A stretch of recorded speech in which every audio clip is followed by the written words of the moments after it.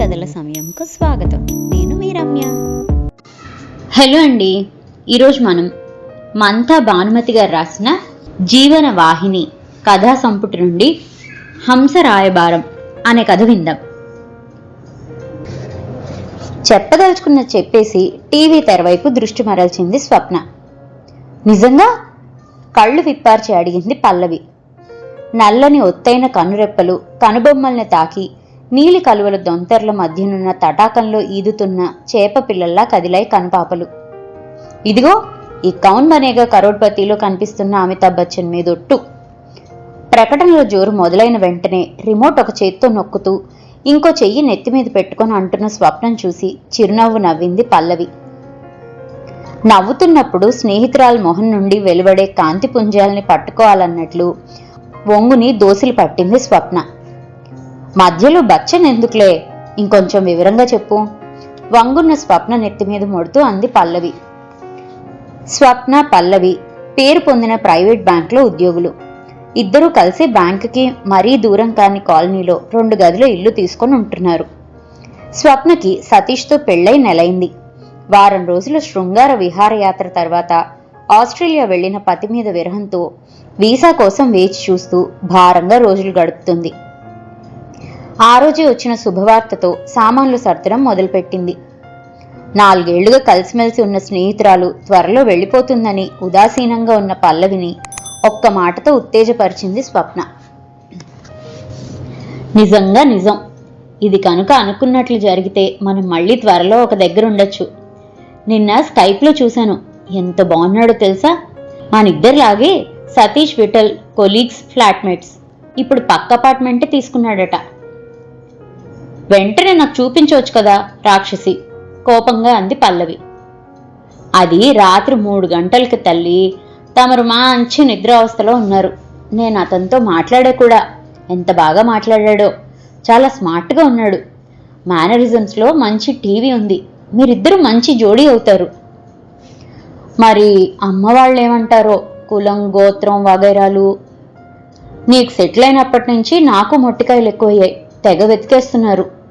ముక్కు మొహం తెలియని వాళ్ళని చేసుకుని క్లోజ్గా ఎలా ఉండాలే బాబు, తల పట్టుకుంది పల్లవి. అదే పెళ్లి మంత్రాల మహత్యం. అప్పుడు అగ్ని సాక్షిగా జరిగే పాణిగ్రహణంతోనే తెలియని బంధం ఏర్పడుతుంది. పెళ్లి తంతులను ప్రతిచర్య వధూవరులని దగ్గర చేస్తుంది. ఆ తర్వాత ఇంతకాలం ఇతను లేకుండా ఎలా గడిపానా అనిపిస్తుంది.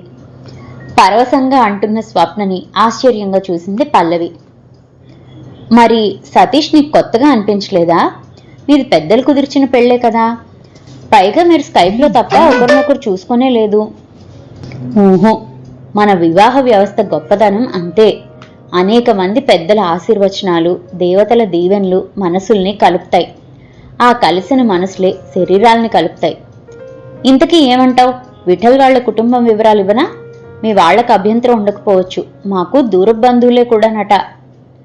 సాలోచనగా చూస్తూ తలూపింది పల్లవి. స్వప్న ఉన్న చోటికే వెళ్లే అవకాశం వస్తుంటే వదులుకుంటుందా? నిన్న రాత్రి మాట్లాడుతున్నప్పుడు స్కైప్లో ఫోటో తీశాను, చూడు. స్వప్న ల్యాప్టాప్ తీసి బూట్ చేసి పల్లవికేసి తిప్పింది. ఏ జోక్స్ వేసుకున్నారో కానీ పకపకా నవ్వుతున్నాడు విఠల్.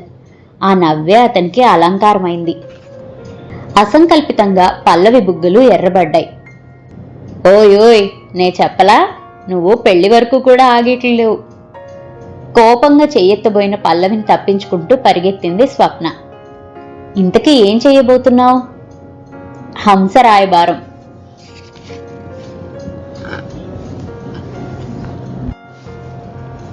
నీ గురించి ఇతరులు చెప్పగా ఎంతో విన్నాను. ఇప్పుడు స్వయంగా కన్నులారా చూస్తున్నాను.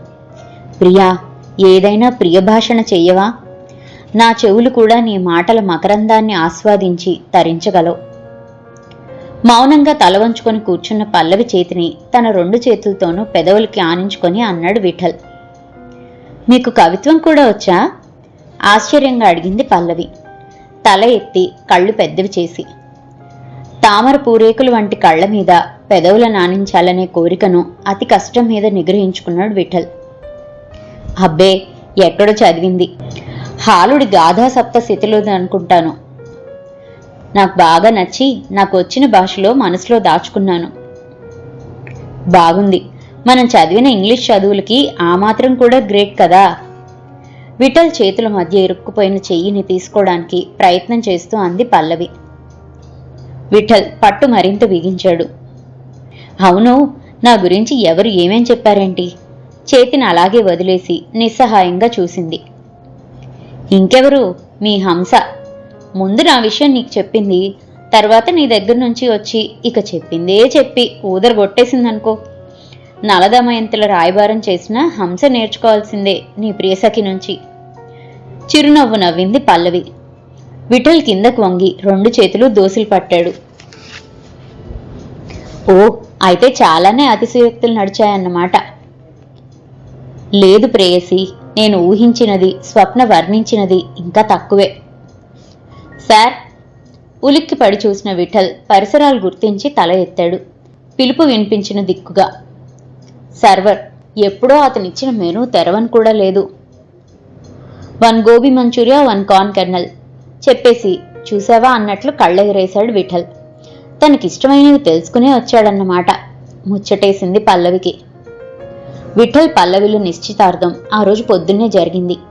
పెళ్లికి 3 నెలల వరకు ముహూర్తాలు లేవన్నారు. 4 రోజుల్లో విఠల్ ప్రయాణం.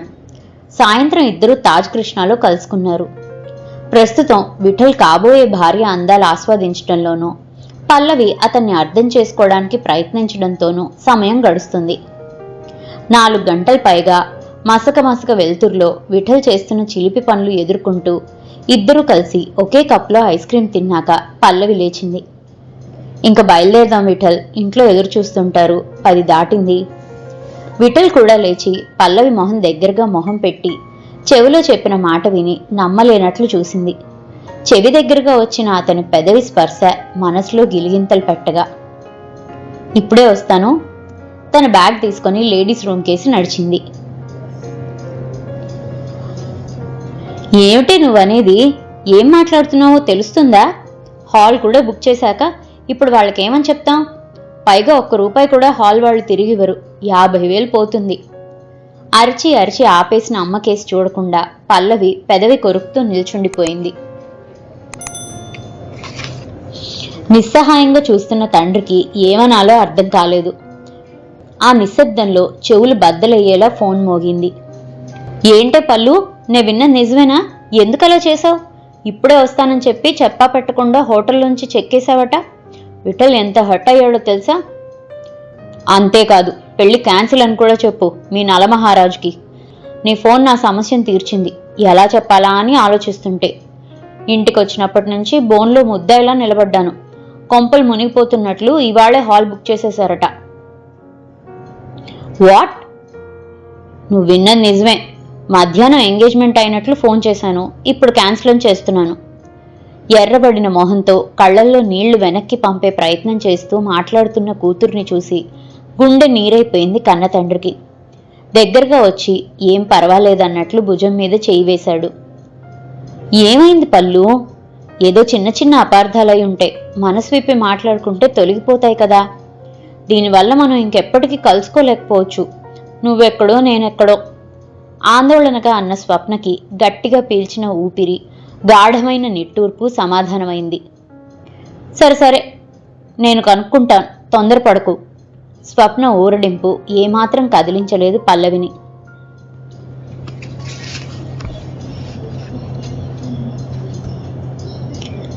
అపర మన్మధుళ్లా దగ్గరకొస్తున్న భర్తని తలెత్తి ప్రేమగా చూసింది పల్లవి. ఆ కదలికకి మెళ్ళో తాళి కాంతులినుతూ చిరుసవ్వడి చేసింది. పల్లవి గదిలోనే వారికి శోభనం ఏర్పాటు చేశారు. తాజ్ కృష్ణాలో అరేంజ్ చేయమా అని అడిగిన పల్లవి తల్లిదండ్రులకు నో అని గట్టిగా సమాధానం ఇచ్చి అంత గట్టిగా అరిచినందుకు సిగ్గుపడ్డాడు కొత్తల్లుడు. పల్లవిని పొదివి పట్టుకొని తీసుకెళ్లి మంచం మీద కూర్చోబెట్టి మోకాళ్ల మీద కూర్చొని ఒళ్ళో తల ఆంచి ఆమె చేతి వేళ్లని కళ్ళ కానించాడు. వేళ్లకి తగిలిన చెమ్మని గమనించి చటుక్కున లేవబోయింది. వద్దొద్దు, ఈ పెన్నిధిని ఇలాగే ఉండనివ్వు. ఎంత శ్రమ పడితే దొరికింది. విన్నపాలు వినిపించుకోకుండా లేచి అతని భుజాలు పట్టుకొని పైకి లేపి పక్కన కూర్చోబెట్టుకుంది. మనం ఇద్దరం ఒకరికొకరు దొరికిన పెన్నిధులం, జీవితాంతం ఇలాగే ఉంటాం. అతని ఎదపై తలవాల్చి అంది పల్లవి. ముక్కు మొహం తెలియని వాడితో క్లోజ్గా ఉంటున్నాననే సంకోచం లేదామెలో అప్పుడు. ఇంత అనురాగాన్ని దాచుకొని అంత కఠినంగా ఎలా ఉండగలిగావు పల్లు? మన హంస లేకపోతే నేనేమైపోయేవాణ్ణో. పల్లవి తలని సుతారంగా చుబుకం పట్టుకొని పైకి లేపి మూసిన కనురెప్పల మీద ముద్దాడి అన్నాడు విఠల్. పల్లవి మొహం ఎర్రగా కందిపోయింది. అమ్మో, ఎంత శ్రమ పడిందో స్వప్న. నా తొందరపాటుని, తెలివి తక్కువతనాన్ని తిట్టిన తిట్టకుండా తిట్టింది. మొహం వాచేట్లు చివాట్లు పెట్టింది. ఇంతా చేసి మా ఇద్దరి పరిచయం 1 నెల మాత్రమే. అయినా తన సహాయం తీసుకోవడం నాకేమీ ఎబ్బెట్టుగా అనిపించలేదు. ఆ రోజు నిన్ను అలా అడగటం కాదు, టేకెన్ ఫర్ గ్రాంటెడ్ లాగా నిన్ను ట్రీట్ చేయడం నాదే తప్పు. దానికి జీవితాంతం రోజు చెంపలు వాయించుకుంటాను. దానికి స్వప్న ఏం చెప్పి నన్ను సముదాయించిందో తెలుసా? పల్లవి చిరునవ్వు నవ్వింది. దోసిలి పట్టబోయిన విఠల్ 2 చేతుల్ని చెంపలు కానించుకొని చెప్పసాగింది. నిన్ను కలిపురుషుడు ఆవహించాడట అప్పుడు. లేకపోతే నీ అంత మంచివాడు లేడట. అప్పటి నా నిర్ణయాన్ని సమర్థిస్తూనే క్లాసులు తీసుకుంది. తప్పు చేయడం అందరూ చేస్తారు. అది గ్రహించి పశ్చాత్తాపడడం కొందరికే చేతనవునట. నువ్వు స్వప్నకు ఫోన్ చేసినప్పుడు నిన్ను వదిలేసి వెళ్ళినందుకు కోపం తెచ్చుకోకుండా బాధతో మాట్లాడవట. సరైన పోలిక కాదేమో కానీ హంస రాయబారం అంటున్నాం కనుక సగం చీరతో వదిలేసి వెళ్ళిన నలుడిని క్షమించినట్లు క్షమించమంది. అప్పుడు అతన్ని కూడా కలిపురుషుడు ఆవహించాట కదా. మొత్తానికి నీ తెలుగు ప్రబంధ పరిజ్ఞానం బాగానే అంటించావు ఆస్ట్రేలియాలో అందరికీ. బిడియంతోనే మనోహరంగా నవ్వాడు విఠల్. అతను ఆస్ట్రేలియా వెళ్ళి 8 సంవత్సరాలైంది. మాతృదేశంలో జరుగుతున్న సంగతులు అతనికి సినిమాల ద్వారానే తెలుసు. ఆ కథలు కథనాలు, అందులోని ఆహార్యాలు అతనికి ఒక రకమైన అభిప్రాయాన్ని ఏర్పరిచాయి. ఇప్పుడు అమ్మాయి చాలా ఫాస్ట్ అని అందరూ చెప్తుంటే కాబోలనుకొని నిశ్చితార్థం అయింది కదా అని 3 రోజులు తాజ్ కృష్ణలో గది తీసుకోవడం, అది ఆ అమ్మాయికి కూడా నచ్చుతుందని అనుకోవడం ఎంత క్షమించరాని పొరపాటు. ఇప్పుడే వస్తానని వెళ్ళి ఎంతకీ తిరిగిరాని పల్లవి ఆంతర్యం గ్రహించాక తెలిసొచ్చింది విఠల్కి. అప్పుడే పల్లవికున్న నైతిక విలువలు ఎటువంటివో తెలిసింది. ఆమె తిరిగి వచ్చి వివరించబోయినా ప్రతిఘటించబోయినా ఆ స్థితిలో కోపం తెచ్చుకునేవాడే. తను తీసుకున్న గదిలోకి వెళ్ళి స్వప్నకు ఫోన్ చేశాడు. ఆ తర్వాతే స్వప్న పల్లవికి ఫోన్ చేయడం, మాట్లాడడం జరిగాయి. ఎంత చెప్పినా వినని పల్లవి అదే ముహూర్తానికి ఇంకెవరినైనా చూడమని తల్లిదండ్రులకు చెప్పేసింది. తొందరపడి హాల్ బుకింగ్ క్యాన్సిల్ చేయలేదు వాళ్ళు. అప్పటికప్పుడు స్వప్న బయలుదేరి రావాల్సి వచ్చింది. హంసలా ఎగిరి వచ్చింది. ఎంత తను ఖర్చులు పెట్టుకున్నా కొత్త కాపురాన్ని వదిలి రావడం మాటలు కాదు. స్వప్నకి తన జీవితాంతం రుణపడి ఉంటాడు. హంస కూడా అంత కష్టపడి ఉండదు నలదమయంతుల్ని కలపడానికి. మొదట్లో తన మొహం చూడ్డానికే ఇష్టపడలేదు పల్లవి. పెద్దవాళ్ల వరకు వెళ్లకుండా. ఇంట్లో తెలిసిందంటే తోలు తీసి ఎండబెడతారు. తనని సముదాయించడానికి నానా అవస్థ పడవలసి వచ్చింది. ఎన్నెన్ని వేడుకోలు, ఎన్నెన్ని వాగ్దానాలు. ఓహ్! చివరికి పల్లవి తల్లిదండ్రులకు ఏ కారణం చెప్పాలో తోచలేదు. ఆ సమస్య పల్లవి తీర్చింది. ఉద్యోగం చెయ్యొద్దంటే కోపం వచ్చిందని. ఏమిటి నలమహారాజా, ఎదుటి ఇంటిని వదిలి ఏ ఊహాలోకాల్లోకి వెళ్ళి విహరిస్తున్నారు? నిన్ను వదిలి ఏ లోకంలోకైనా వెళ్లే ధైర్యం ఉందా? ద్వితీయ స్వయంవరంలో నిన్ను గెలుచుకున్న వైనాన్ని తలుచుకుంటున్నాను. కానీ ఏ కలిపురుషుడు మళ్ళీ ఆవహించకుండా చూసుకోండి. నల్లుడు చేసినట్లు చేస్తే వెతికి వెతికి చిత్రవధ చేస్తాను. అమ్మో, ఒక్క నిమిషం కూడా ఈ చేతిని వదలను.